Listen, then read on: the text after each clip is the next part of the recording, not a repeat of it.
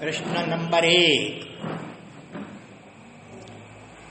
अपने सभी संतानों को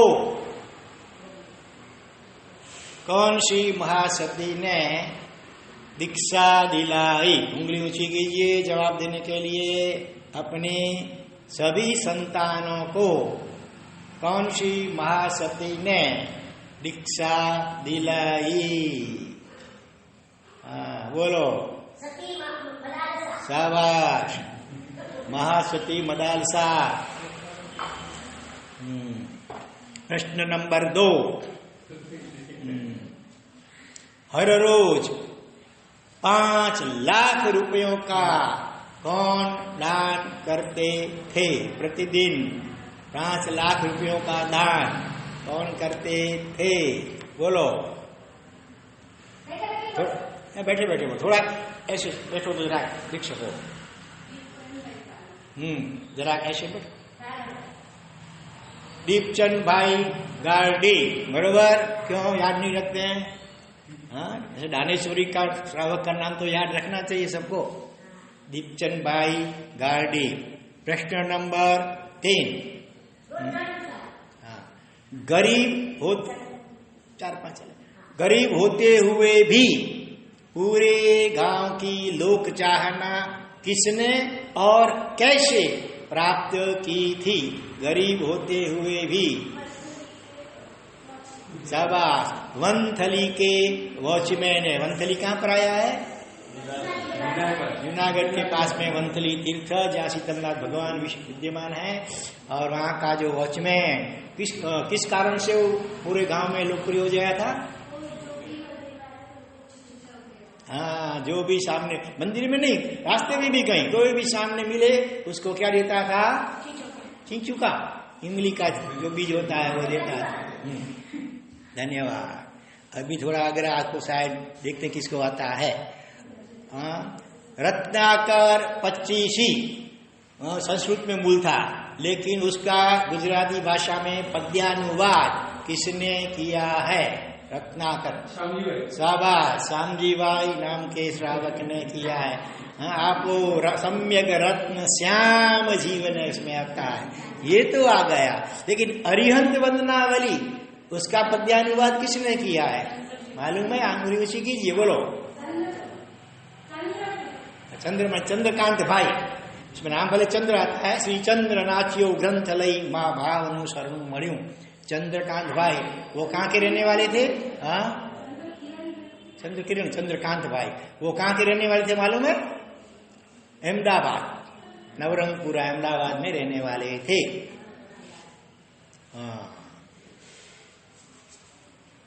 एक और प्रश्न पूछ लो।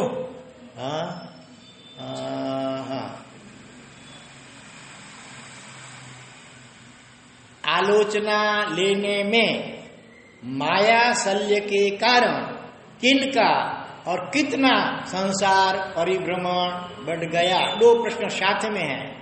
आलोचना लेने में माया शल्य के कारण किनका और कितना संसार परिभ्रमण बढ़ गया? लक्ष्मणा साध्वी जी का 84-24 तक संसार परिभ्रमण बढ़ गया, घोर तपस्या करने के बावजूद भी।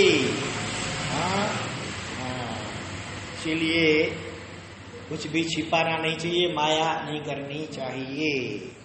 चलो अभी आज का प्रवचन शुरू करेंगे। बरहेसर बाहुबली अभय कुमारो अदंडन कुमारो चिरियो कन्या तो नाग दत्तो। बरहेसर बाहुबली सज्जाए के अंतर्गत 100 जितने महापुरुष एवं महाशक्तियों का जीवन प्रसंग क्रम से हम देखने जा रहे हैं। पहली गाथा में टोटल 8 महापुरुषों के नाम गिनाए गए हैं, जिनमें से हमने आज तक हर रोज एक एक महापुरुष के जीवन प्रसंग लेते हुए 7 महापुरुषों के जीवन प्रसंग सुने देखे। आज पहली गाथा का अंतिम नाम जो 8वां नाम है, अयमुत्तो नागदत्तोय, नागदत्त। तो नागदत्त नाम के 2 महापुरुषों का दृष्टांत अपन सुनेंगे आज। क्रोधमानादि सर्पाणाम यो न याति वशं मनाक् स एव लभते मुक्तिं नागदत्त कुमारवत्। 2 साधु भगवंत थे, वो साथ में हिलमिल करके संयम की आराधना करते थे और संयम के प्रभाव से दोनों देवलोक में फिर उत्पन्न हुए। वहां पर दोनों मित्र के रूप में हैं और उन्होंने आपस में एक निर्णय लिया कि हम दोनों में से जो भी जिसकी आयु पहले समाप्त हो और वो समझो मनुष्य गति में जा अथवा जहां भी हो, तो बाकी जो दूसरा जो देवलोक में हो वो अपने अवधि ज्ञान से उनको देव कहाँ उत्पन्न हुआ है देख करके उनको प्रतिबोध देने का, धर्म का प्रतिबोध देने का। कहीं वो संसार की माया जाल में मोह में अगर फंस गया हो तो उसको प्रतिबोध दे करके जागृत करने का और हो सके तो संयम मार्ग में लाने का प्रयास करना, ऐसा आपस में दोनों ने तय किया था। हाँ नहीं, दो अलग अलग। एक अभी दृष्टांत चल रहा है, एक नागदत्त का, दूसरे का बाद में आएगा। तो उन्होंने ऐसा निर्णय लिया। आपने कभी अपने दादा दादी वगैरह को कहा है कि आप तो इतनी धर्म आराधना करते हैं, तो धर्म के प्रभाव से अगर आप देवलोक में जाएं तो जरा हमको दर्शन देना अथवा धर्म की प्रेरणा करना के लिए स्वप्न में भी आप जरूर कभी आना, दर्शन देना, ऐसा किसी ने कहा है? हालांकि संभावना भले कम रहती है क्योंकि वहां देवलोक में इतना सुख वगैरह होता है, उसमें इतने लीन हो जाते हैं।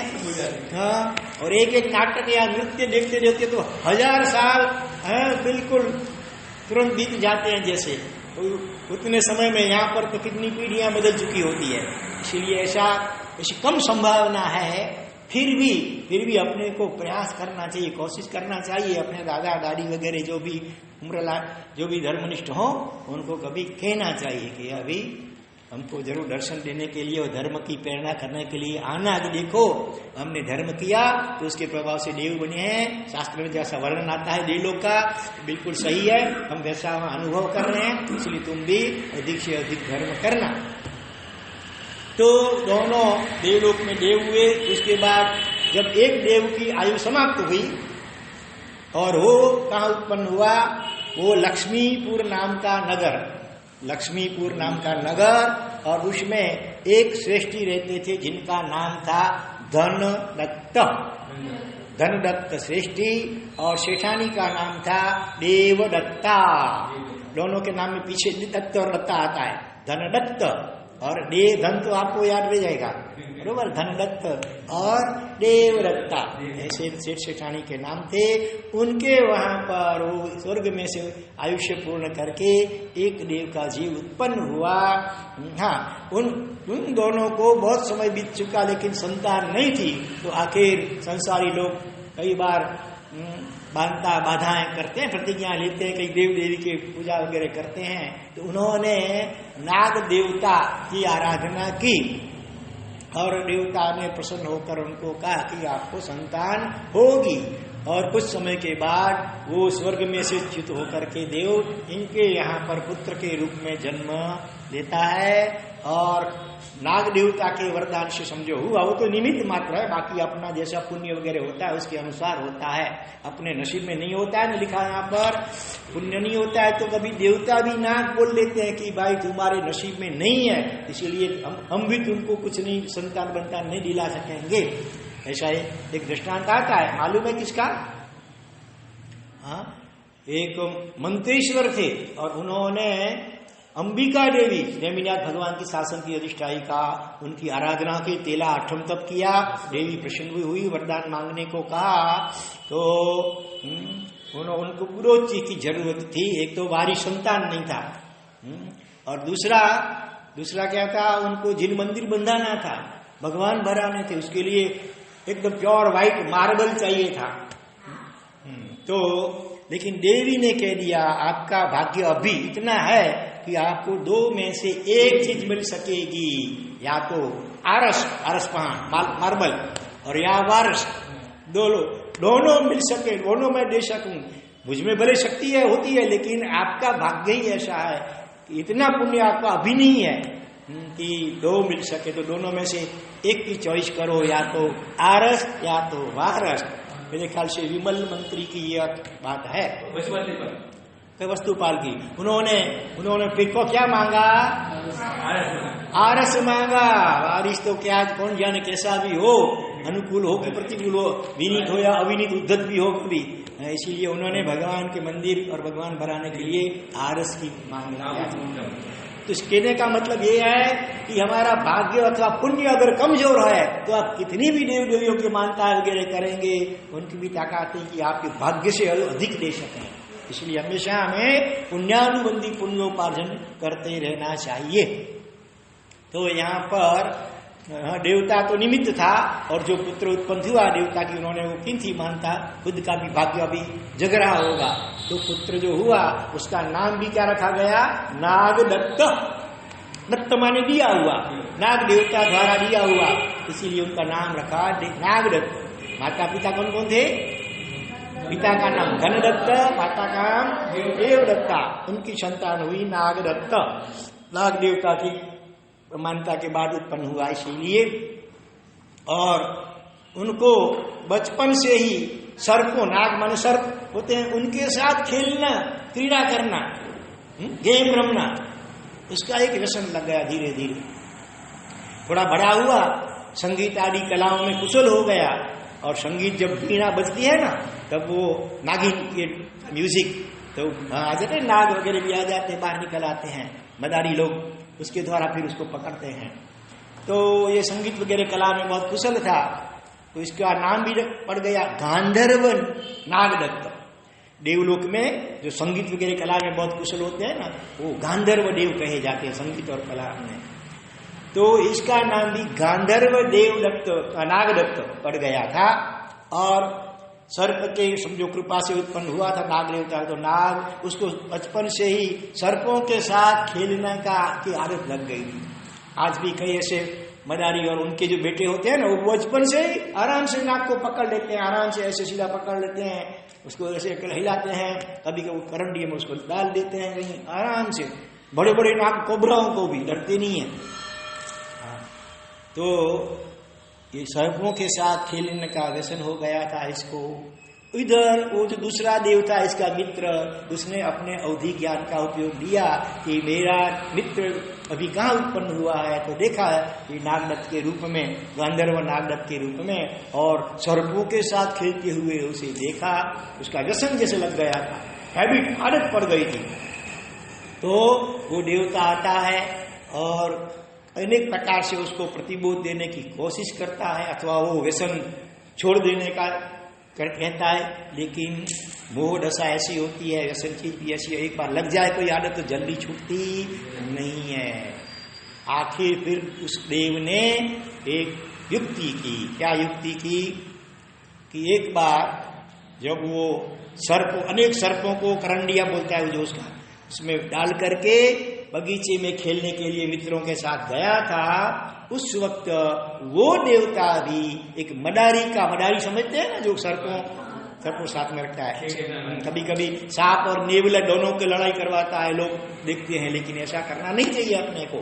सांप और नेवले की लड़ाई होती है और हम देखेंगे वो लड़ते रहेंगे, अपनी सीटी बजाते हैं, ताली बजाते हैं, तो क्या अपना ऐसा अशुभ कर्म हो जाता है, अपने को फिर ऐसा होना पड़ता है, सांप या नेवला वगैरह। तो क्या हुआ, वो जो देवता था वो गारुड़ी यानी मदारी का रूप लेकर के अपने साथ करंडिये में 4 बड़े विशाल सर्पों को लेकर के वहां आया। और उसको देख करके, इसको तो शौक था ही सर्पों के साथ खेलने का, चल तुम्हारे सर्प दिखा, मैं उसके साथ खेल के दिखाता हूं। उसने कहा, अरे बे साहब तो इतने भयंकर विषैले जहरीले हैं, जरा सा डंक लगेगा, शौक की फुटकार भी लग जाएगी तो मर जाओगे, इसीलिए वो खेलने के क्या तुम आग्रह मत रखो। उसने कहा, नहीं मुझे कुछ नहीं होता है, मैंने तो बचपन से मैं खेलता आया हूं, कितने बड़े बड़े सांपों को मैंने पकड़ा है, खेला है, कुछ नहीं होता है। चलो दिखाओ तुम्हारा, तुम मेरे सांपों के साथ खेलो। और मैं तुम्हारे पास जो सांप है उसके साथ खेलूं। किसने कहा? नागदत्त, गांधर्व नागदत्त ने कहा। फिर उसने जो उसके मित्र सब थे ना, उनको सबको कहा, और दूसरे भी लोग जो गुजर रहे थे आसपास सबको बुला लिया कि देखो ये आग्रह कर रहा है मेरे सांपों से खेलने के लिए, मैं तो मना करता हूं लेकिन ये मानता नहीं है, और फिर अगर मेरे सांप इसको दंश दे देवे और वो मर जाए तो फिर मेरा दोष नहीं, वो आप सब साक्षी रहना, मैं तो इसको मना करता हूं लेकिन बहुत आग्रह कर रहा है। तो सब बच्चों को तो मजा आता था, देखो क्या होता है। उसने कहा ठीक है हम साक्षी रहेंगे। हाँ, फिर वो पहले इसने अपना नाग निकाले, किसने? नागदत्त ने। वो तो देवता था, वो तो आराम से उनको खिलाता है, उसको कुछ भी नहीं, कहीं डंक लगाया फिर भी देवता था, इसलिए उनको कुछ होता नहीं है। देवता का आयुष्य जो होता है वो अल्पवर्तनीय होता है, जब तक उसका आयु समाप्त न हो अपने आप, तब तक कितना भी कुछ हो जाए उसको, लेकिन वो मरते नहीं है बीच में, एक्सीडेंट से नहीं मरते हैं, आत्महत्या भी नहीं कर पाते हैं। तो उस देवता के तो कुछ नहीं हुआ।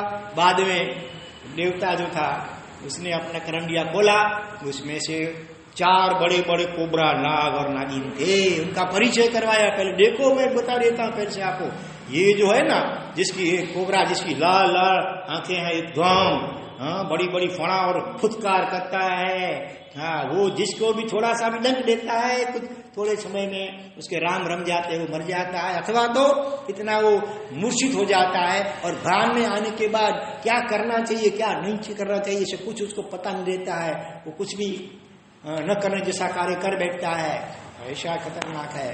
दूसरा जो देखो ये कोबरा जो है ना, उसकी तो 8 फन है, कितनी? 8 फन। हाँ, और उसको उसका डंक अथवा तो खाली फुटकार भी किसको लग जाए तो आदमी एकदम ऐसे अक्कड़ ही हो जाता है, ऐसे हो जाता है एकदम। हाँ, कभी वो झुक नहीं पाता है, फिर भगवान के सामने भी या साधु संतों के सामने भी वो झुकता नहीं है, वो हमेशा अक्कड़ रहता है। और तीसरी जो है ना, ये कौन है? नागिन है। 2 नाग, तीसरी ये नागिन है, बड़ी टेढ़ी मेढ़ी ऐसे चलती है और बड़ी गीत जंगलों में कहीं उजाड़ी में रहती है। हाँ, तो वो किसी को जब डंक देती है या तो मर जाता है, अथवा तो एकदम वो उसका स्वभाव वो बड़ा दुर्जन बन जाता है। इसी तरह से अपने माँ बाप किसी के साथ भी सच्चा नहीं बोल रहा है, कदम कदम पे झूठ बोलता रहता है, कपट करता रहता है, उसका जीवन बिगड़ जाता है एकदम। और चौथा जो है ये कोबरा दूसरा, हाँ वो तो बड़ा ही खतरनाक है, उसका तो इतना जहर है कि वो जिसको लग जाए वो आदमी, उसको तो फिर कितनी भी चीजें तुम तो दुनिया भर की, फिर भी उसको संतोष कभी नहीं होता है। ऐसे विचित्र हमारे ये 4 नाग हैं, और 4 में से कोई एक भी डस लेगा तो भी वो मूर्छित हो जाएगा या मर भी सकता है, कुछ भी हो सकता है। इसीलिए अभी भी कहता हूं तेरा आग्रह छोड़ दे भाई, बड़े खतरनाक है तो नहीं खेल पाएगा। हाँ, लेकिन उसका तो शौक था, उसने कहा कुछ नहीं होगा मुझे। हाँ, अभी कहते हैं ना ओवर कॉन्फिडेंस, अति विश्वास, अपनी जात के प्रति अति विश्वास भी खतरनाक होता है कभी। तो फिर नागदत्त ने क्या किया, आप समझ गए वो 4 किनके ख्याल में आ गया, वो 4 नाग कौन से होंगे? एक इनको ख्याल आया है, दूसरे किसी जो मैंने वर्णन किया ना उसी के अनुसार के ख्याल में आया। पहला लाल आंख वाला बड़ा जीभ बाहर निकाल रहा था, दूसरा जो था उसको 8 फन थे, तीसरी तो नागनी नागिन थी जो वर्णन मैंने किया, उसके अनुसार आपको थोड़ा थोड़ा ख्याल में आ गया। सुरेंद्र भाई को ख्याल में आ गया, क्या ख्याल में आया? हाँ बरोबर है। 4 क्या है? उस चारों को साथ में क्या बोलते हैं एक शब्द से? 4 क्या? 4 कषाय। पहला क्रोध कषाय, क्रोध में आदमी आता है तो आंखें भी चेहरा भी लाल गुम हो जाता है ना। हाँ? और वो क्रोध के अंदर फिर क्या करना क्या नहीं करना चाहिए कुछ भान नहीं रहता है, न बोले जैसे गालियां बकता रहता है, किसी के सामने भी करने योग्य नहीं करता है, न करने योग्य करने लग जाता है। और वो दूसरा नाग उसको 8 फन थी। 8 क्यों? 8 प्रकार के मद, मान और मद। तो 8 मद कौन कौन से हैं? कुल मद,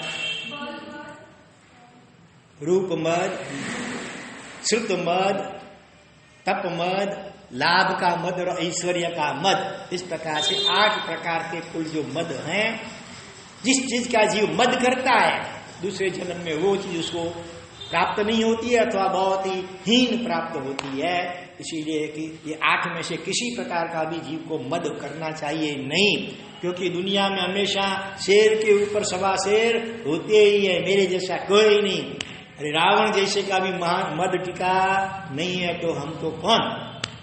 हाँ, इसीलिए हमेशा अपने से जो पूर्व में महापुरुष हो गए हैं, जो अपने से अधिक थे उस चीज में, और वर्तमान में भी कई भी ऐसे हैं विशिष्ट कोटि के, उनको याद करके अहंकार न करते हुए हमें नम्र बने रहना चाहिए।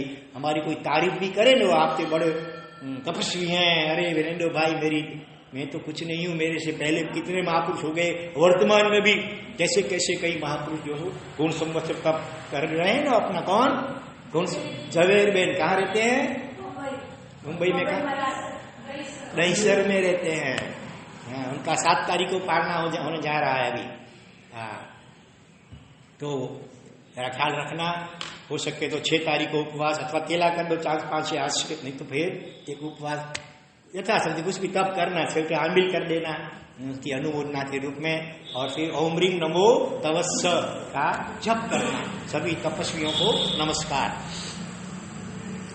तो 8 प्रकार मद, इसी और मद जब आता है अहंकार तब जीव अक्कर हो जाता है ना। देव गुरु किसी को झुकता नहीं है, अपने माँ बाप हो, उपकारी हो, वड़ील हो, किसी के सामने झुकता नहीं है, एकदम अक्कर चलता है। इसलिए मैंने कहा था वो डंक देता तो स्तब्ध हो जाता है, ऐसे आदमी अक्कड़ बन जाता है। और तीसरी तो नागिन कहा, माया स्त्रीलिंग शब्द है इसलिए उसको नागिन कहा। और वो मायावी आदमी होता है, वो हमेशा झूठ, कदम कदम पे झूठ बोल देता है, मन में कुछ हो वाणी में दूसरा, करने में दूसरा, ऐसा कपट, श्री माया। तो जो माया करता है वो दूसरे भव में कौन सी गति में जाता है? 3 इंच गति को पाता है। और अथवा मनुष्य भी कभी बन गया तो उसमें स्त्रीवेद जीव को प्राप्त होता है। इसलिए माया नहीं करनी चाहिए। क्रोध का अपोजिट सद्गुण क्या होता है? क्षमा, बरोबर, क्षमा और समता। और मान कषाय का अपोजिट क्या होता है? नम्रता, मृदुता। और माया कषाय इसका अपोजिट सद्गुण क्या होता है? सरलता, भद्रिकता। जैसा मन में ऐसा वचन में ऐसा वर्तन में। और अभी चौथा बाकी रहा लोभ। सभी पापों का बाप लोभ कहा जाता है। उसके कई प्रकार होते हैं, केवल पैसों का ही लोभ हो सकता है ऐसा नहीं। किसी भी भौतिक पदार्थ या वस्तु की इच्छा वो भी लोभ में आती है। किसी को अपनी नामना का लोभ होता है, यश मेरी नामना बहुत पहले, मेरा यश बहुत हो, लोग मेरा नाम सब जाने, तो वो भी एक प्रकार का लोभ है। तो किसी भी भौतिक चीज के प्रति आसक्ति अथवा तो इच्छा, अधिक इच्छा हो, लोभ कहा जाता है। कितना भी मिले जो जीव को संतोष होता नहीं है। जो भिखारी होता है सोचता है कि मुझे 100 रुपये मिल जाए तो अच्छा, 100 मिल गया, फिर 1000 की इच्छा होती है, फिर लाख की, करोड़ की, उद्योगपति बनने की इच्छा होती है, फिर मंत्री, MLA मंत्री वगैरह बनने की इच्छा होती है, राष्ट्रपति, बड़ा प्रधान बनने की इच्छा होती है। हाँ भी संतोष नहीं होता है, फिर देवता बनने की इच्छा होती है, देवताओं में भी इंद्र बनने की इच्छा होती है।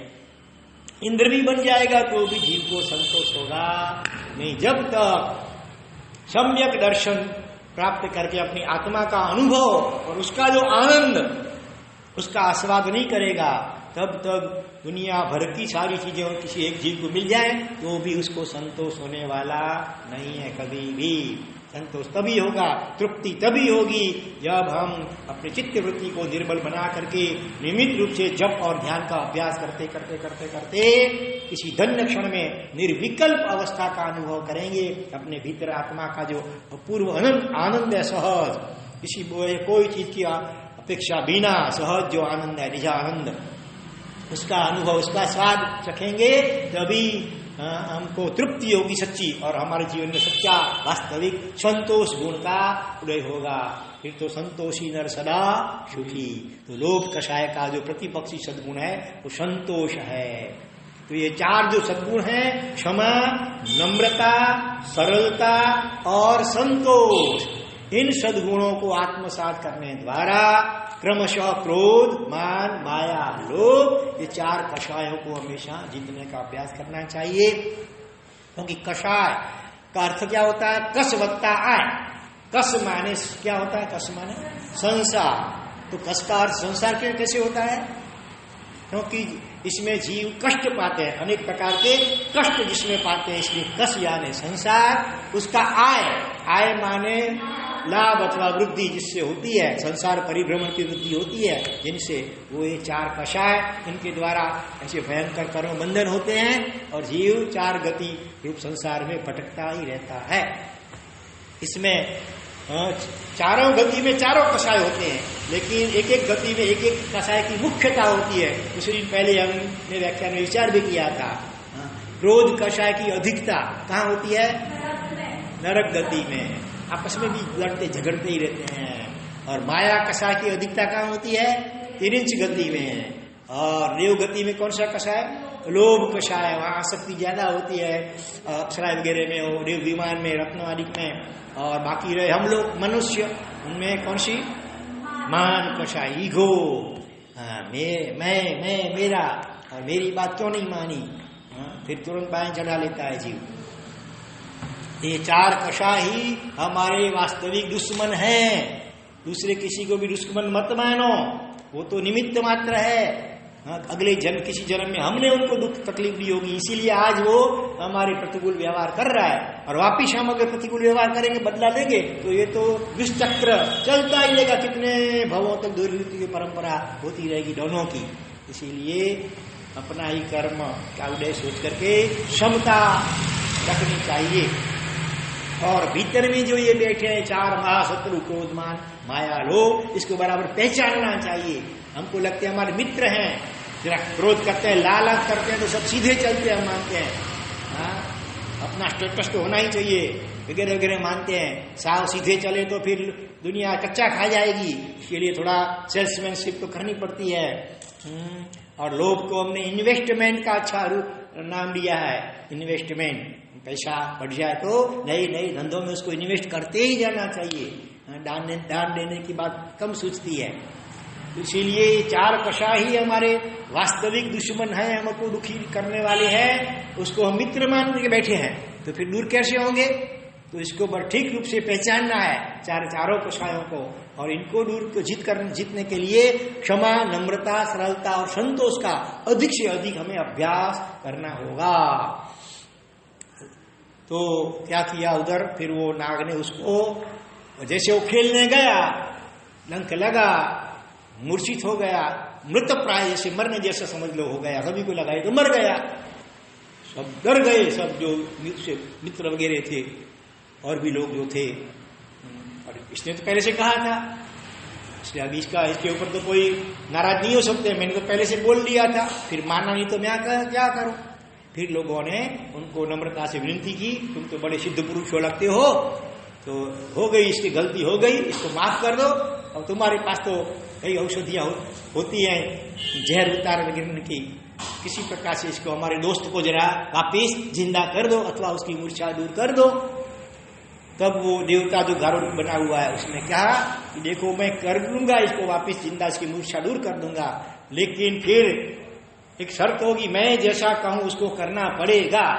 मुझे भी कभी ये सर्पों ने डस लिया था पहले, लेकिन फिर मैंने इसका जो उपाय किया उस प्रकार से इसको पूरी जिंदगी रहना पड़ेगा। कुछ जो क्या बोलते हैं, जब दवाई देते हैं डॉक्टर, साथ में चरी पालने का बोलते हैं ना, पथ्य पालन, कि इसको ये नहीं खाना, खट्टा नहीं खाना, तीखा नहीं खाना वगैरह। तो वैसे मैं जो भी उसको पथ्य पालन बताऊं उसके अनुसार पूरी जिंदगी उसको करना पड़ेगा। अगर वो नहीं करेगा तो वापिस मर जाएगा। सभी ने कहा ठीक है, हम उसको बोलेंगे, वो करेगा। एक तो देवता था, तो अपनी शक्ति से उसको वापिस जिला दिया, तो मूर्छित हो गया तो उसको वापिस मूर्छा दूर कर दी। लेकिन आदत से मजबूर जीव होता है, फिर उसने कहा उस प्रकार से नहीं जिया तो वापिस मूर्छित हो गया, मरने जैसा हो गया। वापिस लोगों ने विनती की और फिर इसको जिंदा किया और बोला देख अभी हमारी विनती से तुमको जिंदा किया गया है, अगर इनकी बातों को नहीं मानेगा तो तू हमेशा के लिए मर जाएगा। और उन्होंने कौन सी शर्तें रखी थी? चरी के रूप में, पथ्य पालन के रूप में क्या क्या नहीं करने का। चरी होती है ना पथ्य पालन, वो नेगेटिव होती है कि ये नहीं खाने का, ये नहीं करने का, ये नहीं देखने का, ऐसा होता है। और जो करने का, जैसे ये दूध के साथ लेने की ये दवा या गुड़ के साथ लेने की, वो पथ्य अनुपान बोलते हैं, अनुपान। और जो नहीं करने का होता उसको चरी बोलते हैं हम लोग गुजराती भाषा में, स्वापथ्य पालन, तो वो नकारात्मक होता है। तो उस देवता गारुडिक ने कहा कि जिंदगी भर अभी इसको किसी भी छोटे बड़े जीव की हिंसा नहीं करनी होगी, जिंदगी भर के लिए कभी भी उसको मस्ती मजाक में भी झूठ, थोड़ा सा भी झूठ नहीं बोलना होगा, प्रतिज्ञा लेनी होगी मन से, वचन से, काया से। हाँ, सूक्ष्म या बादर 5 जो आश्रय है, हिंसा, झूठ, चोरी, मैथुन, परिग्रह, हमेशा के लिए मन से, वचन से, काया से, करण, करावन, अनुबोल, 9 प्रकार से 5 पापों का हमेशा के लिए त्याग करना पड़ेगा। अगर इसमें गड़बड़ की तो हमेशा के लिए फिर मर जाएगा। मृत्यु के डर से वो सीधा हो गया, उसने प्रतिज्ञा ले ली। हाँ, उसने कहा भले मैं कबूल करता हूँ, अभी मैं ये नहीं करूँगा। तो उसके लिए तो फिर घर में नहीं रह सकते हैं, उसके लिए तो पहले के जमाने में साधु संत जंगल में, बगी गार्डन में या पर्वतों की गुफाओं में रहते थे। तो इसको भी अभी महल बंगले में नहीं रहना मिलेगा, इसको भी इस प्रकार से गांव पैदल चलना होगा, किसी भी वाहन का उपयोग नहीं करना होगा। माने साधु जीवन के जो सारे नियम थे ना, वो सब बता दिए। और मृत्यु के भय से आखिर उसने भी कबूल किया, ठीक है मैं ऐसा करूंगा, क्योंकि सबसे मृत्यु तो सबसे बड़ा भय है। नहीं, आप लोग तो निश्चिंत है, फिर भी उससे भी नहीं, डर नहीं लगता है, आराम से बैठे हैं। तो नागदत्त जो था वो सीधा हो गया, हमेशा के लिए वो व्यसन भी छोड़ दिया। फिर देवता ने अपना मूल स्वरूप प्रकट किया, वो गारुडिक देव ने पहचाना मुझे। हाँ, हम दोनों मित्र थे देवलोक में। फिर उनको अपना देवी शक्ति से अथवा तो जाति से ज्ञान हुआ होगा, अपना पूर्व भव देखा, तब उसको ख्याल में आ गया कि हम दोनों ने एक दूसरे को ऐसा वचन दिया था और ये मेरे मित्र ने मुझे प्रतिबोध करने के लिए सब प्रयत्न किए। पहले सीधी ऋषि कहता था तो मैं नहीं मानता था, लेकिन आखिर इसको इस प्रकार से समझाना पड़ा। फिर वो भी समझ गया नागदत्त, और उसने चारित्र अंगीकार कर लिया, मुनि जीवन स्वीकार कर लिया। तो ये 5 महाव्रतों का पालन हो सकता है और इसी प्रकार से अपनी आत्मा का कल्याण कर लिया। तो ये पहला दृष्टांत हुआ गांधर्व नागदत्त का, ख्याल में आया। दूसरा दृष्टांत भी जरा जल्दी से संक्षेप में कह दूं। दूसरा भी एक नागदत्त, उसकी बात शायद आपने कभी सुनी भी होगी। एक बार ऐसा हुआ, वो भी सेठ का, ये तो सेठ का पुत्र था गांधर्व नागदत्त, लेकिन दूसरे जो नागदत्त वो खुद श्रेष्ठी थे। हाँ, एक बार उनके पास करोड़ों रुपए थे, अरबों रुपए थे। तो कई शिल्पियों को बुलाया, कहा कि ऐसा आलिशान 7 महल का बंगला तो हवेली बनाओ, ऐसा बनाओ, ऐसा बनाओ, ऐसा उसका डेकोरेशन करो, रंग रोगान वगैरह करो कि दुनिया भर में किसी का जैसा न हो, ऐसा बनाना, पूरी दुनिया देखती रह जाए और तारीफ करती रह जाए, ऐसा बनाना, चाहे कितने भी पैसे लगे। ऐसे वो बोल रहे थे सेठ कारीगरों को। उतने में एक मुनिराज उनके यहाँ धर्मला बोल करके प्रवेश किया भिक्षा गोचरी लेने के लिए। जैसे उन्होंने सेठ के वचन सुने तो वो मार्मिक स्माइल किया, एकदम हंसे, लेकिन ज्यादा सामान्य मुनि होते हैं, ज्यादा खिलखिलाट नहीं हंसते हैं, और वो मर्म सूचक कुछ उन्होंने स्माइल किया। सुनो जरा ध्यान से भाई।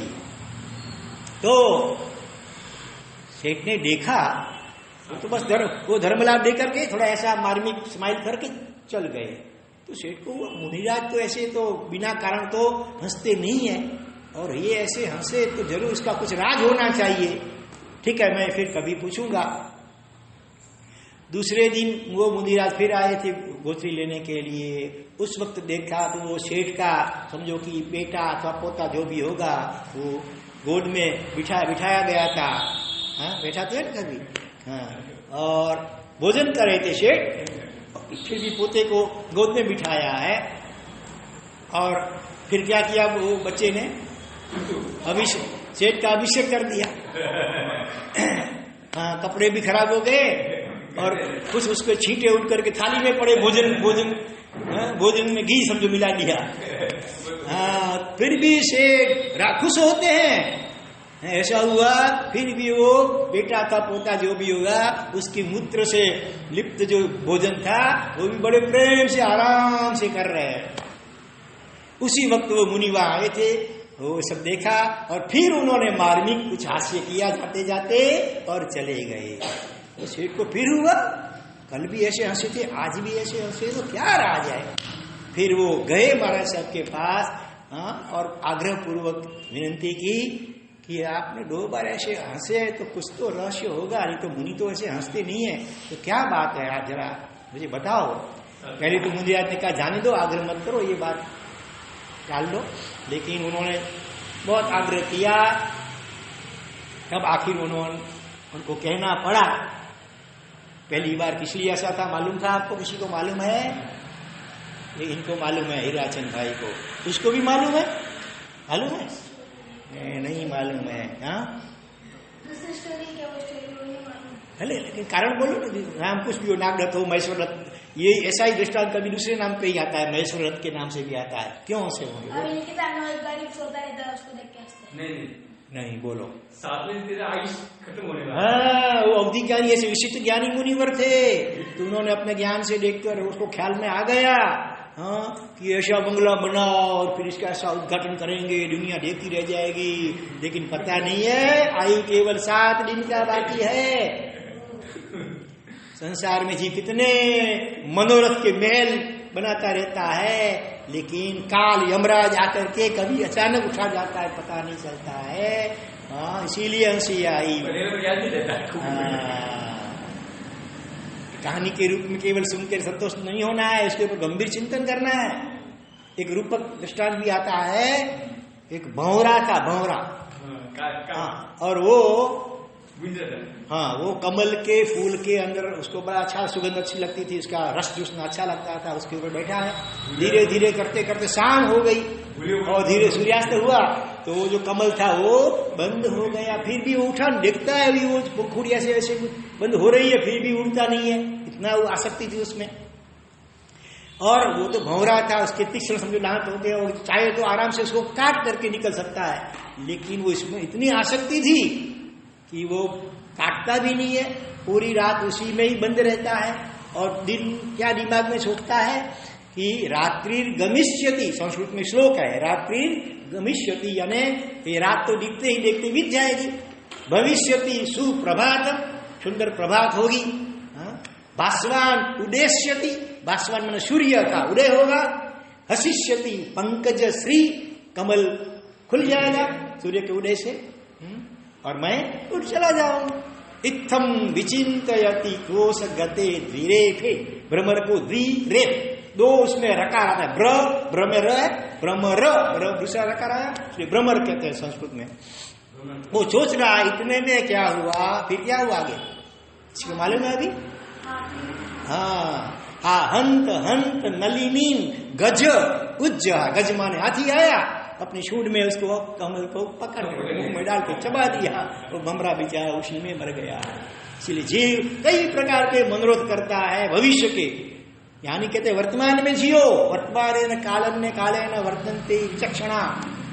भूतकाल में हो गया, उसके ज्यादा उसके ऊपर सोच विचार मत करो, उसमें से बोध पाठ ले लो भूतकाल में से, फिर उसका ज्यादा चिंतन मत करो, और भविष्य का भी ज्यादा चिंतन मत करो।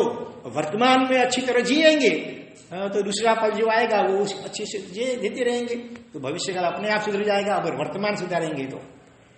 और कई लोग होते हैं मंदिर में होते हैं, तब सोचते हैं अभी घर जाएंगे, ये कर बोलकर सामायिक करेंगे, सामायिक घर में होते हैं तो मंदिर का सोचते रहते हैं, व्याख्यान में होते हैं तो घर का सोचते रहते हैं, दुकान का सोचते रहते हैं। ऐसा नहीं, जिस वक्त जहां हो, जो कार्य अच्छा कर रहे हो उसी में तल्लीन बनो।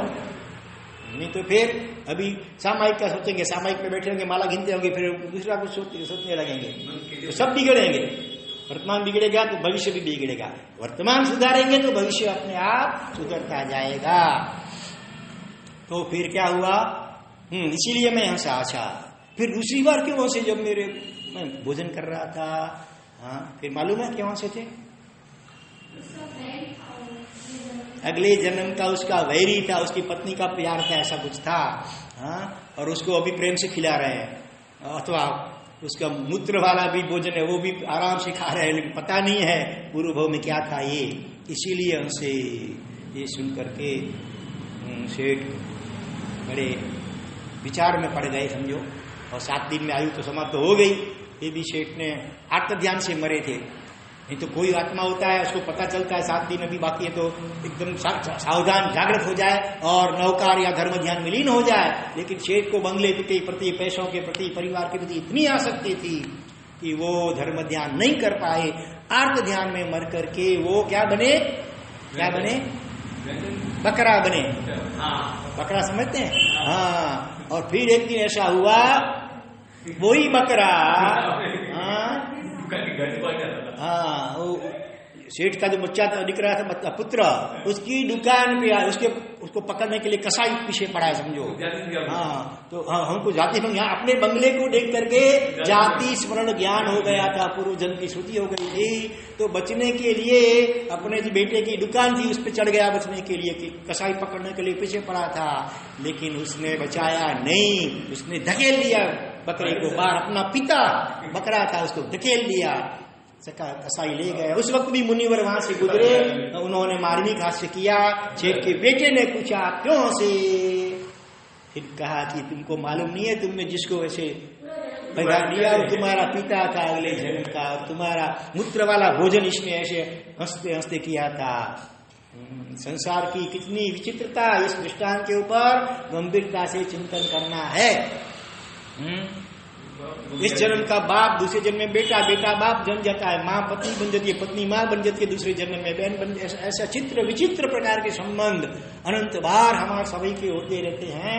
ऐसे विचित्र असार संसार में निश्चिंत होकर के बैठने जैसा नहीं है। सुदेव सुगुरु सुधर्म की भक्ति और आराधना के द्वारा अपनी आत्मा को शुद्ध बनाना है, कर्मों से रहित बनाना है और अपनी आत्मा का अनुभव करने द्वारा अपने जन्म को सफल बनाने का लक्ष्य करना है।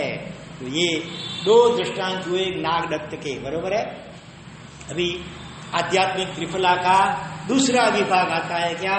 वर्तमान कालीन अर्वाचीन प्रेरणादायक दृष्टांत। इसमें वर्तमान काल में विद्यमान है, हम जिनसे मिले हैं उनकी कथा का दृष्टांत आपको सुनाता हूं। सुरेंद्र नगर के पास में वढवाण, गुजरात में सुरेंद्र नगर जिला है और उसके पास में वढवाण सिटी बड़ा गांव है। तो वहां पर कोई महाराज साहब का चातुर्मास था, अच्छे व्याख्यान चल रहे थे और एक सुश्रावक अपने पड़ोस में रहते हुए एक राजपूत दरबार, जो जैन श्रावक नहीं था लेकिन उसको भी प्रेरणा करते हैं कि भाई चलो हमारे साथ प्रवचन सुनने के लिए, बड़ा मजा आएगा, एक दृष्टांत वगैरह सुनने मिलेंगे, बहुत अच्छी समझ मिलेगी, ज्ञान मिलेगा, चलो चलो। लेकिन वो टालता रहता था, राजपूत था। फिर भी वो श्रावक फिर मौका पाके करते, अक्सर उनको प्रेरणा किए करते थे, आज तो चलो, आज तो चलो। और एक दिन उसको हुआ, अभी इतना कहते हैं तो जरा पड़ोसी हैं, मित्र हैं, मान रखना चाहिए। तो वो गए प्रवचन सुनने के लिए। आपने कितने दिनों में किसी को कहा है भाई, प्रेरणा दी किसी को? आए दूसरी बात, प्रेरणा दी है, सचमुच दी है? कितनों? 1 को 2 को? घर वालों को पहले तो लो, हाँ, फिर पड़ोसियों को भी दे सकते हैं, फिर कोई जैन नहीं है इतर को भी दे सकते हैं, आपके घर में काम करने वाली कोई बाई अथवा जेंट्स कोई आता है उसको भी दे सकते हैं, आपकी दुकान या ऑफिस या पीढ़ी या फैक्ट्री में कोई काम करने वाले होते हैं उनको भी कभी कभार, रोज भले नहीं तो कभी कभार उसको भी प्रेरणा करके लाना चाहिए। और जो ऐसा करेंगे आज से उसको इनाम दिया जाएगा। हाँ, दलाली, जो धर्म दलाली करेंगे, हाँ, 1 को लाएंगे तो इस प्रकार से, 2 को लाएंगे तो और ज्यादा, 3 को लाएंगे तो और ज्यादा। धर्म दलाली करनी है, ठीक है। किसी को जैन धर्म पमाएंगे, उसमें निमित्त बनेंगे तो आगे किसी जन्म में हमको कोई धर्म का मार्ग में चढ़ाने वाला मिल जाएगा। इसलिए धर्म दलाली जरूर करनी चाहिए, कोशिश करते रहनी चाहिए। हाँ, फोन आप लगाते हैं और पहले नहीं लगता है, एंगेज आता है, छोड़ देते हैं, बस दूसरी बार, थोड़ी देर के बाद तीसरी बार लगाते रहते हैं। ऐसे करते करते कभी लग जाता है, होता है। ऐसे आप एक बार बोल करके छोड़ नहीं देना चाहिए, फिर 1-2 दिन के बाद फिर जरा कहा, जरा प्रेम से कहना, मिठास से कहना, समझा करके कहना। ऐसे करते करते कभी उसको हो जाएगा कि चलो इतना कहते हैं तो एक बार जाके आए। तो यहाँ पर ऐसा ही हुआ कि बार बार कहते कहते एक दिन फिर उनको हो गया कि इतना कहते हैं चलो एक दिन इनका मान रखने के लिए जाओ। तो व्याख्यान आए और व्याख्यान उनको इतना अच्छा लग गया, इतना भाग गया, फिर दूसरे दिन तो अपने आप तैयार हो गए। ऐसे करते करते उनका दिन प्रतिदिन रस बढ़ता गया, लगा बढ़ता गया। कार्तिक मास के जितने दिन बाकी थे वो पूरे हर एक दिन व्याख्यान उन्होंने मिस नहीं किया। और इतना ही शेष काल में भी फिर कोई भी जैन मुनि आवे तो व्याख्यान सुनने के लिए पहुंच जाते थे। इतना करते करते जैन धर्म का इतना उनको रंग लग गया कि देखते ही देखते उन्होंने भव आलोचना ले ली। करीब उनकी उम्र थी 27 साल की उम्र थी। भव आलोचना, जिंदगी के सारे पाप जो भी किए होंगे उनके प्रायश्चित ले लिया, पूरा भी कर लिया। और 20 स्थानक तब कर लिया अपने जीवन में पूरा 420, जिसमें उपवास हुआ तो 20 छठ और टोटल मिलाकर 420 उपवास होते हैं। वो 20 स्थानक की आराधना ये राजपूत दरबार अभी विद्यमान है। इनका नाम क्या था? राम संघ। नाम याद रखना, राम संघ दरबार। कहाँ के थे? वढवान सिटी। वढवान सिटी और वढवान कैंप दो पास पास में है। ये वढवान सिटी। हम उनसे मिले, उनके घर पे जाके आए हैं। तो इतना ही नहीं, जब ये विश्व स्थानक कब पूरा हुआ तो उसका उजमना करना था। तो ये तो सामान्य मध्यम आदमी थे तो उनको विश्व स्थानक की पूजा पढ़ा लेंगे। लेकिन उनकी धर्मपत्नी, उनका ही माँ, उनका बेटा वो इतने प्रभावित हुए कि तुमने इतना बड़ा तप किया है तो अपन जरा अच्छी तरह करेंगे। तो जैन आगेवान श्रावकों से मिले और 3 दिन का महोत्सव बनाया गया। पूजा पूजन सब पढ़ाए गए और पूरे संघ का स्वामी वात्सल्य रखा गया। इसमें जितने भी राजपूत थे उनकी कौम के सभी को भी निमंत्रण दिया गया भोजन के लिए। और उसके बाद जब जुलूस निकला, रथ यात्रा वरघोड़ा जिसको बोलते हैं, वो जब निकला तब सभी जितने भी वो राजपूत थे माथे पर साफा बांध करके, राजपूत ड्रेस पहन करके वो रथ यात्रा में शामिल हुए। कितनी शासन प्रभावना हुई, हाँ, कितना अनुमोदना किया होगा उन लोगों ने। और आगे देखिए, इतनी बातें इतने से अटकती नहीं है। इतना धर्मनिष्ठ हो गए।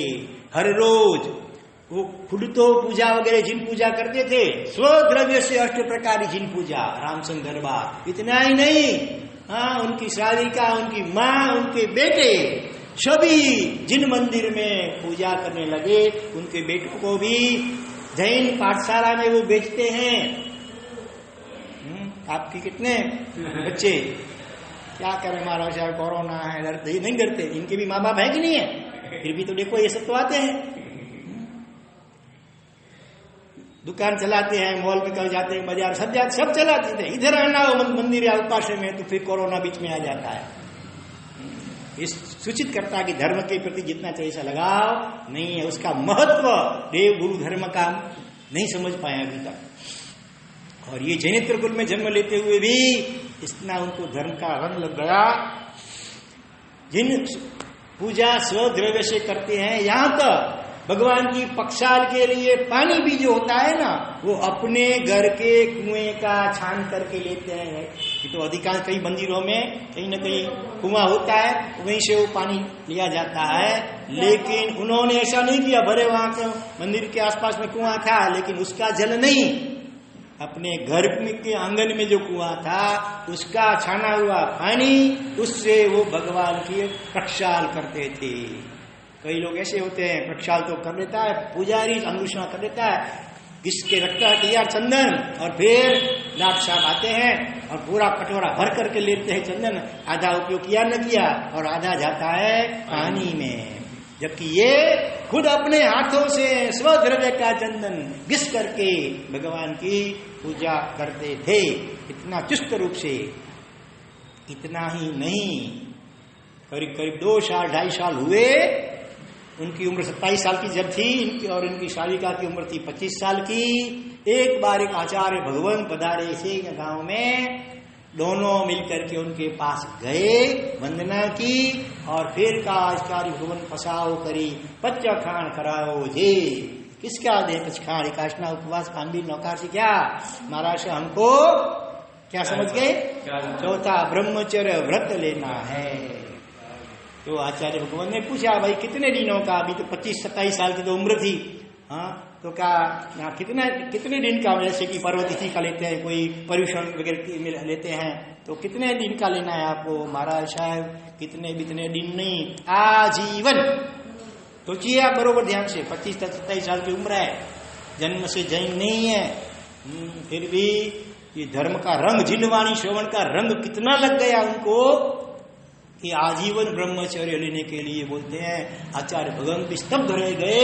उन्होंने कहा भाई ये व्रत कोई सामान्य बात नहीं है, आपकी उम्र छोटी है, इसलिए आपकी भावना भले अच्छी है, लेकिन आप अभी थोड़े समय के लिए लो, फिर आपका मन एकदम मजबूत हो जाए तो भले आगे लेते रहना, लेकिन जल्दबाजी मत करो। तो ठीक। जब वो जो रजपूतानी थी वो कहती है महाराज साहब आपको शायद मालूम नहीं होगा, हम लोग बनिए नहीं है, हम कौन है? राजपूत है, दरबार क्षत्रिय हैं। और आपने सुना होगा हमारे लिए कि रघुकुल रीत सदा चली आई, आगे क्या? प्राण जाए पण वचन न जाए। महाराज साहब आप बेफिक्र निश्चिंत रहो, देना हो तो होलसेल में, रिटेल के व्यापारी हम लोग नहीं है, दे दो, हम अच्छी तरह पालन करेंगे एकदम। और उनकी ऐसी मक्कमता वगैरह देख करके आचार्य भगवंत ने विधि पूर्वक उनको सजोड़े चतुर्थ व्रत दिया। सोचिए, और उस व्रत का अनिशुद्ध पालन करने के लिए तब से लेकर के वो रामचंद्र दरबार उपाश्रय में भी अधिक समय रहते हैं। रात को उपाश्रय में ही सोते हैं हमेशा के लिए, दिन को भी करीब समय उपाश्रय में ही बिताते हैं। तब से उन्होंने एकाशना हर रोज करना प्रारंभ कर दिया। भोजन करने के लिए भी अपने घर नहीं जाते थे, टिफिन आ जाता था, कोई आदमी दे जाता था, उस टिफिन में से अगर कोई साधु संत है तो सुपात्र दान करते थे, अथवा कोई व्रतधारी श्रावक है तो उसकी साधन भक्ति का भी लाभ लेते, और फिर वो भोजन करते, एकाशना करते थे। और दिन में 2-3 घंटे केवल दुकान पे, उनका भाई था बड़ा, वो संभालता था दुकान, बस उसके साथ में जाते थे दुकान पे, अपनी ड्यूटी थोड़ी सी कर लेते थे, बाकी का समय पूरा उपाश्रय में ही बिताते थे। सामायिक दिशावासिक ले लिया, पर्वतिथियों में औषध करते हैं, 2 टाइम प्रतिक्रमण करते हैं। आप में से 2 टाइम हर रोज प्रतिक्रमण करने वाले कितने? परिश्रम में तो भले किया होगा, लेकिन रोज 2 टाइम करने वाले कितने हैं? क्या? चलो धन्यवाद जो करते हैं विषय तो धन्यवाद, बाकी के सोचना। फिर ऐसा हुआ, हमने उनका पूरा डिटेल, हम उस वक्त बहुरत्ना वसुंधरा किताब उसका संकलन कर रहे थे कि पूरे भारत में ऐसे कितने एक्स्ट्रा ऑर्डिनरी आराधक होंगे वो जो जन्म से जैन नहीं है, फिर भी सत्संग के कारण इतना अच्छा धर्म का पालन करते हैं। ऐसे दृष्टा जहां तहां सुनने मिलता, हम उनको बुलाते, अथवा वहां बिहार में कहीं आता साइड में तो हम पहुंच जाते, वहां पर उनको बुलाते, पूछते, और सब लेखन करते थे। तो इनका भी हमने कुछ सुना था कि वर्धमान सिटी में रामचंद्र दरबार बड़ा जैन धर्म का अच्छा पालन करते हैं, तो हम वहां गए थे, विहार करते करते उनको बुलाया, फिर उनको पूछा कि हमने सुना है कि तुम अच्छी तरह जैन धर्म का पालन करते हो, तो जरा हम जानना चाहते हैं कि क्या क्या आराधना तुमने की है। सबसे पहले उन्होंने क्या क्या मालूम है? महाराज साहेब, पेड़ होता है ना, वृक्ष, उसके मूल जितने जमीन में रटे हुए रहे उतना अच्छा होता है। अगर मूल को बाहर निकाल लो तो सूख जाएगा, ज्यादा टिकेगा नहीं, इसलिए जितने जमीन के अंदर गहरे रहे उतना ही अच्छा है। इसी प्रकार से हमने जो आराधना की भी हो ना, तो जस किसी को बोलते नहीं रहना चाहिए कि हमने तो ये किया, हमने तिला किया, अठाई की, इतना ये किया, वो किया, नहीं, गुप्त को। महाराज साहब कभी कोई पूछे बोलना पड़े वो अलग बात है, लेकिन अपने मुंह से तो ऐसे जिस किसी को बोलते कभी भी है ना नहीं चाहिए, अन्यथा अपना पुण्य कम हो जाता है। तो इसलिए पहले तो उन्होंने ये कहा, फिर भी मैंने उनको प्रेम से बहुत आग्रह किया तो थोड़ा थोड़ा कुछ कहा। फिर हमने बाकी की माहिती एक वहां पर पंडित जी थे उनके द्वारा सब प्राप्त कर ली। उन्होंने जो विश्व स्थापना का उज्जवना किया था ना, उसकी जो पत्रिका छपी होगी सिंपल थी, सादी सी पत्रिका थी, उसमें जो भी कुछ लिखा होगा कुछ उसके आधार से समझ जान लिया और इसे किसी को पूछ के जान लिया। ऐसा करके हमने फिर वो दृष्टांत उनका छापा है बहुरत्ना वसुंधरा किताब के अंदर। और हमारा चातुर्मास बहुत साल पहले कच्छ में गांधी धाम में था, वो सिटी है। तो उस वक्त हमने संत को बोल करके हर रविवार को ऐसे ऐसे जो विशिष्ट आराधक होते थे उनको आमंत्रण संत की ओर से देते थे। वो आते थे, उनका वर्णन करते थे, बहुमान करते थे। उनको कुछ बोलना हो तो अपने मुंह से कुछ बोलते थे। तो राम सिंह दरबार को भी निमंत्रण भेजा गया, वो आए भी।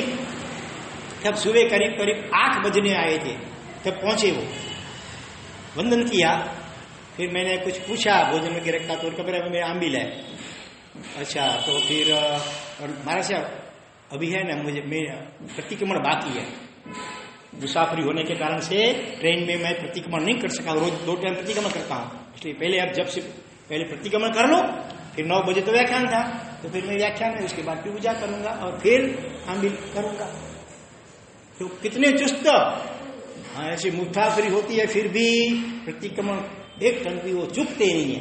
भले उनको पूरे प्रतिक्रमण के सूत्र भी नहीं आते थे, किताब में से देखते देखते भी वो प्रतिक्रमण अवश्य में करते थे।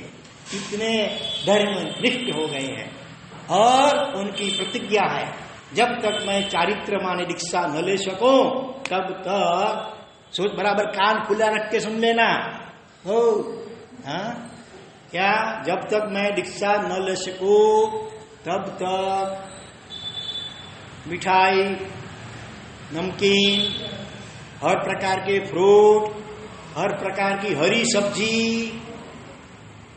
मेवा, सबका त्याग। इतना ही नहीं, जो द्विदल होता है कठोर, उसमें भी केवल मूंग, दूसरा कोई द्विदल कठोर भी नहीं लेना।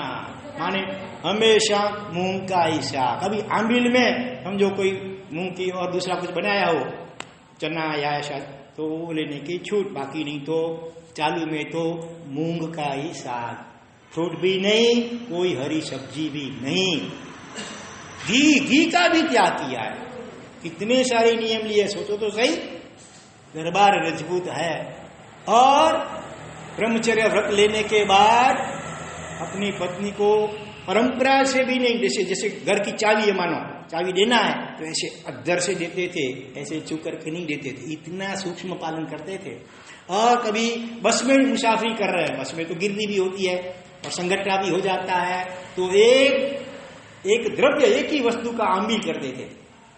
कोई छोटी बच्ची भी छू गई बस में समझो, तो क्या करते थे, एक ही चीज से आम्बिल, एक धान्य नहीं, कोई भी एक वस्तु, उससे आम्बिल। ऐसे करीब 150 आम्बिल हो गए। संसारी जीव है, कई प्रसंग आ जाते हैं, बस वगैरह में जाने के संगठन हो जाता है, तो फिर करीब 150 जितने तो उनकी एक द्रव्य के आम्बिल हो गए। फिर कोई आचार्य भगवंत को पता चला, उन्होंने समझाया कि भाई तुम संसारी जीव हो, तुमको इतना नहीं करना चाहिए, कल तुम्हारी बेटी बड़ी होगी, उसका कन्यादान करने का प्रसंग आएगा, क्या तुम बिल्कुल नहीं छुओगे? इसीलिए तुम्हारे लिए जितना हो पालो बरोबर है, हाँ जानबूझ करके कुछ नहीं करना है, लेकिन ऐसे कोई संगठन हो जाए तो उसके लिए एक कण का आम्बिल करने की कोई जरूरत नहीं है। ऐसे करके आचार्य भगवंतों ने उनको समझाया, तब वो माने। इतना चुस्त रूप से वो पालन करते हैं। तो ये सब लाभ किसको मिलेगा? इतना जो जीवन में इनका परिवर्तन आ गया है आमूलचूल। जिस श्रावक को, पड़ोसी श्रावक ने उनको व्याख्यान में चलने की बार बार प्रेरणा दी थी, कितना उनको पुण्य मिलेगा सोचिए। तो आपको पुण्य ऐसा चाहिए? सबको चाहिए पुण्य, तो सबको चाहिए। हाँ, तो प्रेरणा करो, सफलता जो मिले सो कर्मणि एवाधिकारस्ते मां फलेषु कदाचन। पुरुषार्थ करना अपने बस की बात है, फल छोड़ दो भाग्य के ऊपर, तुम पुरुषार्थ करो। एक बार कहो, 2 बार कहो, प्रेम से कहो, वो नाराज हो जाए इतने तक नहीं, फोर्स मत करो, प्रेम से समझाओ। फिर 2-4 दिन छोड़ दो, फिर कभी मौका पा करके जब वो सामने वाली व्यक्ति मूड में हो, प्रसन्न हो, तो फिर जिला करना का एक बार से चल, मेरा मान रखने के लिए चल भाई। और तुम्हारे घर में या दुकान में कोई नौकर चाकर होगा, वो तो तुम्हारी बात मानेगा ही। 1 घंटा इधर काम कम करेगा, लेट करेगा तो चलेगा, लेकिन पहले आज तो प्रवचन सत्संग में चलो। और कई दृष्टांत आते हैं हर रोज, तो दृष्टांत में तो सबको मजा आता है, बराबर ना? कहानी में, दृष्टांत में तो सबको मजा आता ही है। तो इसीलिए हर रोज व्याख्यान में भी आप कोशिश करके किसी न किसी नए नए श्रोताओं को ले आओ, जैन हो या जैनेतर भी हो। और रविवार की शिविर में आपके बच्चों को तो भेजो, पड़ोसी वालों को भी प्रेरणा करो, और कोई जैनेतर भी बच्चे हों, कोई भी हो, साधकवासी, तेरापंथी, सब तो दिगंबर, जैन धर्म के किसी भी संप्रदाय का हो। मैं तो कहता हूं जैनेतर भी अगर कोई हो ना, कोई ब्राह्मण का है, कोई पटेल का लड़का है, उसको भी ले आओ प्रेम से। बच्चों को रोज कहीं कुछ न कुछ गेम भी रमाएंगे। कोशिश करना, आप सभी प्रयत्न करना। हाँ, फिर सफलता जितनी भले मिले, आप बोलेंगे तो भी पुण्य हो जाएगा, बंधा जाएगा। ठीक है, तो ये आध्यात्मिक त्रिफला का दूसरा विभाग पूरा हुआ, और अर्वाचीन सत्य घटना। और तीसरा विभाग जो प्रश्नोत्तरी का, वो संक्षेप में ले लेते हैं। 2 दिन पहले प्रश्न जो आया था ना कि जिनालय के शिखर पर जो ध्वजा होती है, उसकी परछाई, उसकी छाया अगर किसी श्रावक के घर पे पड़े तो वो अशुभ अथवा अपशुकन माना जाता है। तो वो क्या सही है, उसका क्या राज है, आपका क्या ख्याल है इस विषय में? आपका क्या ख्याल है, मैं आपसे जान लूं। हाँ, ध्वजा तो मांग ली, भगवान के मंदिर की ध्वजा है। हाँ, तो फिर उसकी परछाई से तो अपशुकन नहीं होना चाहिए ना। लेकिन उसमें थोड़ा सा तथ्य है, थोड़ा सा तथ्य है। कैसे तथ्य है वो मैं बताता हूं।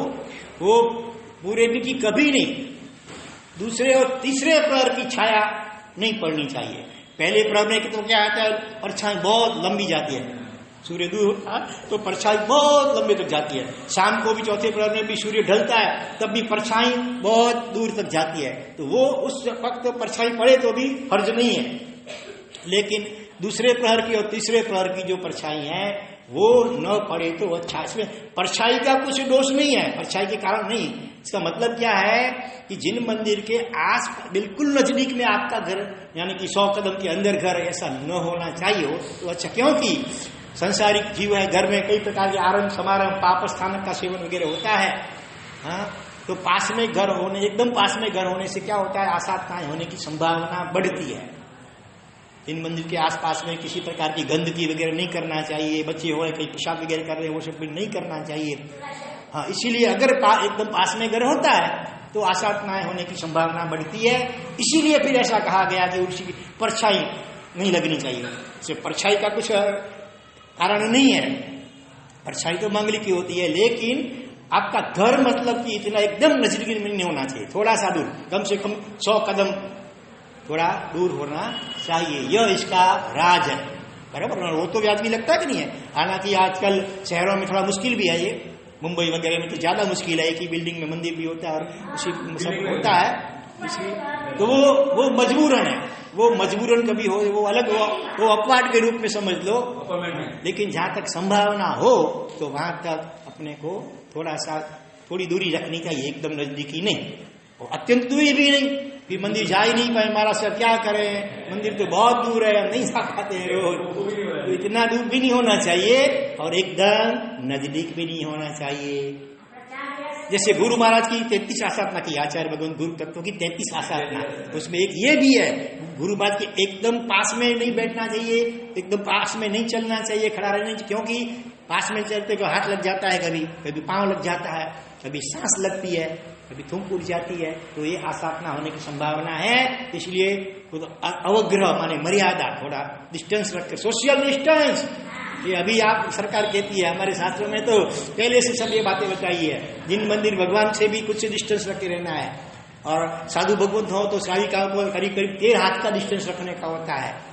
कभी वो अपवाद रूप में फिर वास्तव में ना आए तो अलग बात है कभी, लेकिन नहीं तो ऐसे करीब करीब हो, जहां शक्य हो वहां 13 करीब हाथ दूर रहना चाहिए, एकदम नजदीक में नहीं आ जाना चाहिए श्राविकाओं को बिना किसी विशिष्ट कारण से। ठीक है, तो ये ध्वजा की बात हुई। अभी इसके अंदर दूसरे प्रश्न साथ में यह है कि ध्वजा के मध्य में कौन सा कलर होना चाहिए, कपड़े का कौन सा कलर, सफेद या लाल। अभी तो 2 कलर होते हैं ना, सफेद और लाल। तो 3 पट्टे होते हैं, इसमें बीच वाला एक पट्टा और अगल बगल में 2 पट्टे जो होते हैं दूसरे कलर के होते हैं।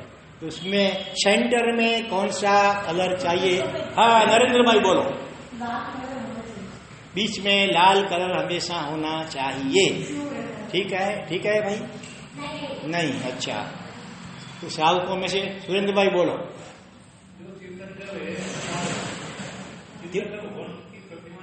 हाँ, आपने उल्टा बोल दिया। हाँ, मूल नायक भगवान अगर अरिहंत के स्वरूप में हो, यानी क्या उसका परिकर हो, परिकर पीछे होता है तो उसमें अष्ट प्रातिहार्य खुदे हुए होते हैं, वो अरिहंत अवस्था की प्रतिमा समझो। तो अगर वो परिग्रह नहीं है पीछे परिकर, तो फिर सिद्ध अवस्था की वो प्रतिमा समझना चाहिए। तो अरिहंत का सफेद वर्ण माना गया शास्त्र में, और सिद्ध भगवान अशरीरी है।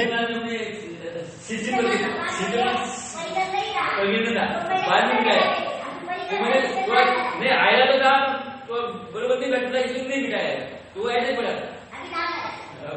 तो यहाँ अपने सिद्ध अवस्था में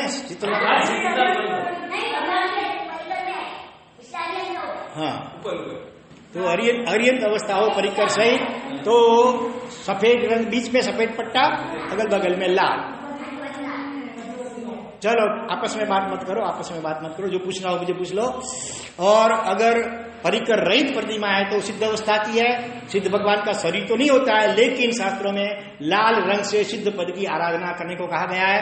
नव पद में जो दूसरा दिन आता है सिद्ध पद का, तब लाल धान्य गेहूं उससे आमिर करते हैं, लाल कपड़े, अगर हो सके लाल माला, लाल आसन।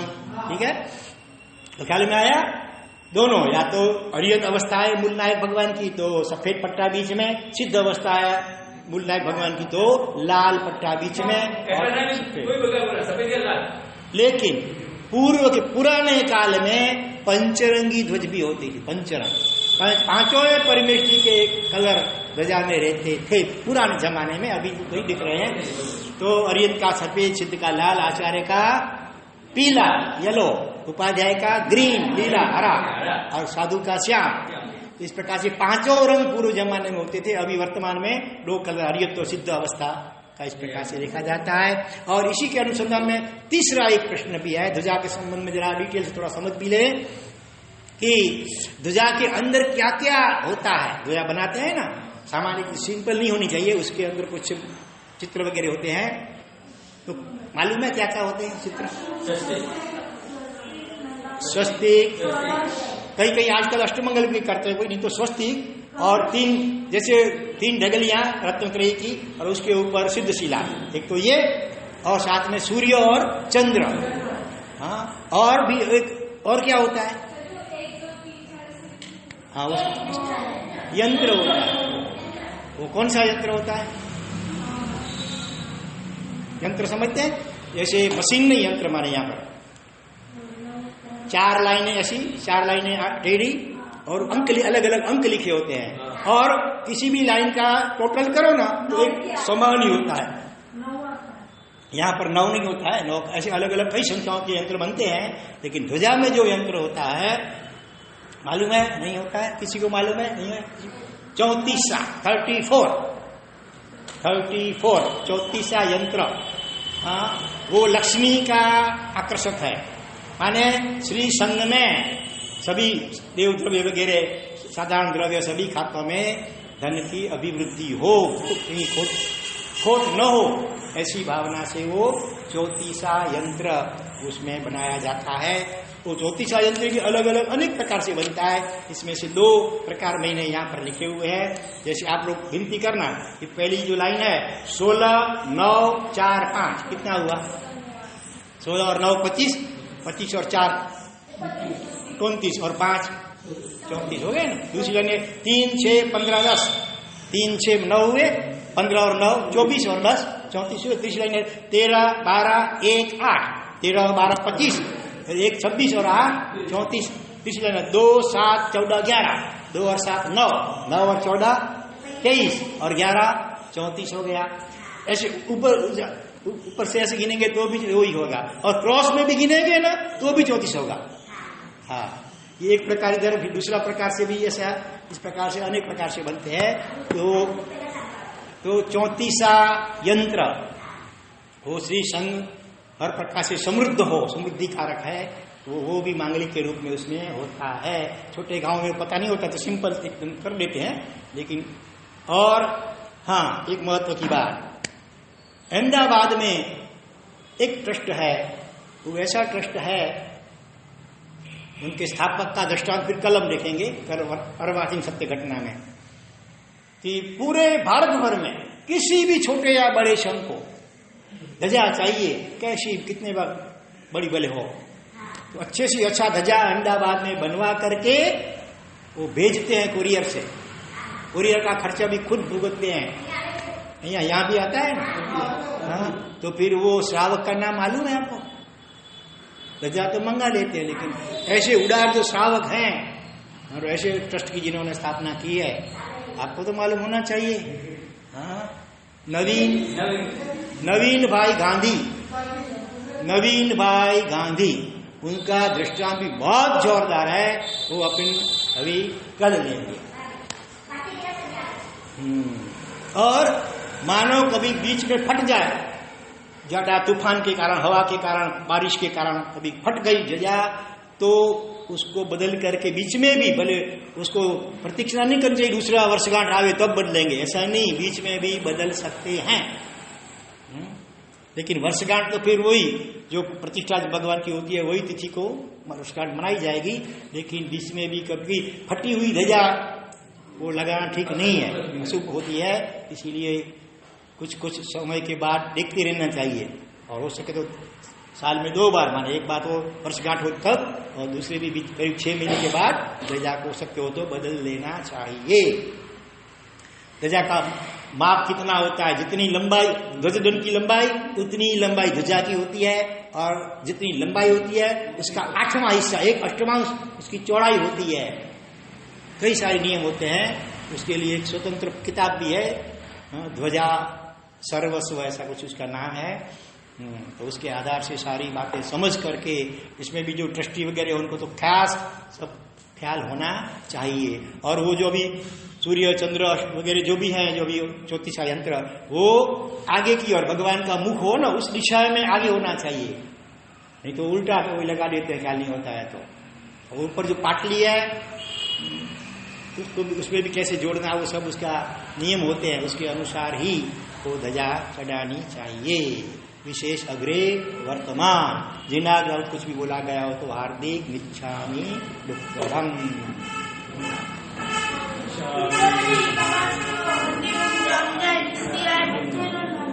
Ichami,